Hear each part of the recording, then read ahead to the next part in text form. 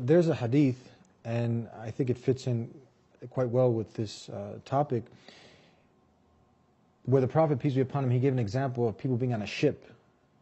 And if you can take off with this about, you had a certain group of people on the top of the ship and you had other people on the bottom of the ship.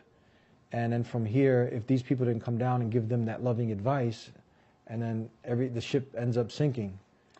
This is a hadith that's narrated in Bukhari, actually. It's a very beautiful hadith where the Prophet, peace be upon him, he described the ummah, he described the nation as, the believers as a group of people on a ship. And he says that the people on the upper deck, are the worshippers, they're the religious ones, and then the people on the lower deck are the sinners. And he said whenever they need water, they don't want to disturb those that are on the upper deck. So they drill a hole into the bottom of the ship to get their water. And so the people on the upper deck, they say that, they come down and they yell at them and they say, why did you drill a hole into the bottom of the ship? And they say, because you were agitated by our asking you. You were irritated by us. And so the Prophet, peace be upon him, said that if they let them do that, then the entire ship sinks. Otherwise, the Prophet, peace be upon him, said that the entire ship is saved. So the point is, there's so many different things. Actually, I teach a class called Prophetic Musings. Yeah. Some of the analogies of the Prophet, peace be upon him. And I go into quite some depth with this example. There's so many things. Number one, there's an African proverb that if the youth are not initiated into the village, they will burn it down to feel its warmth. Mm-hmm. And subhanAllah, there are a lot of times where you see that there are people that are away from Allah, away from Islam, but no one's reaching out to them. So there's a disconnect between the religious class and the not so religious class. There's grouping.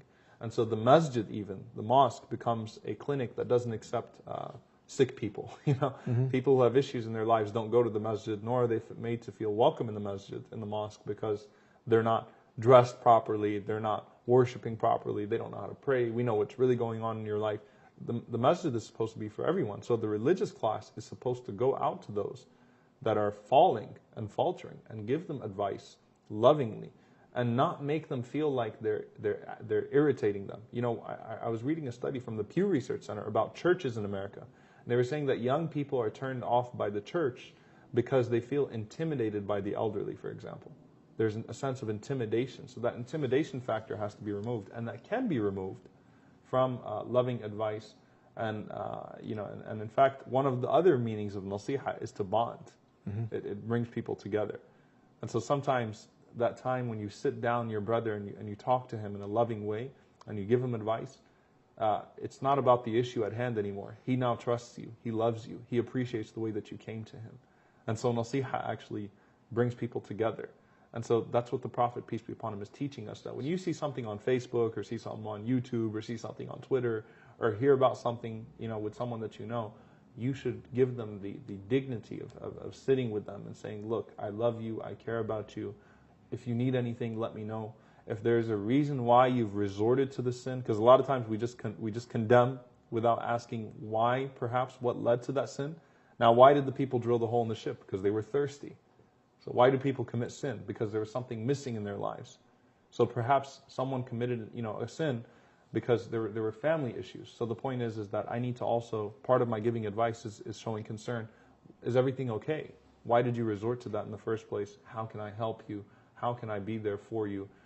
This was a story, actually, someone that took Shahada with me. He became Muslim with me, in college. And for a few years, he disappeared from the masjid scene. He disappeared from the mosque. He really wasn't involved in the religion anymore. And he calls me out of the blue 3-4 years later.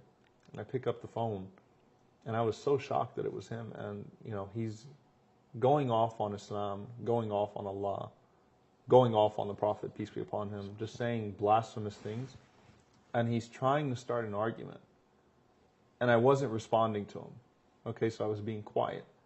And, at the end, basically, where he ranted on the religion and things of that sort, I told him, I said, well, I'm sorry that you feel that way, and to each his own. I certainly don't agree with some of the things that you said.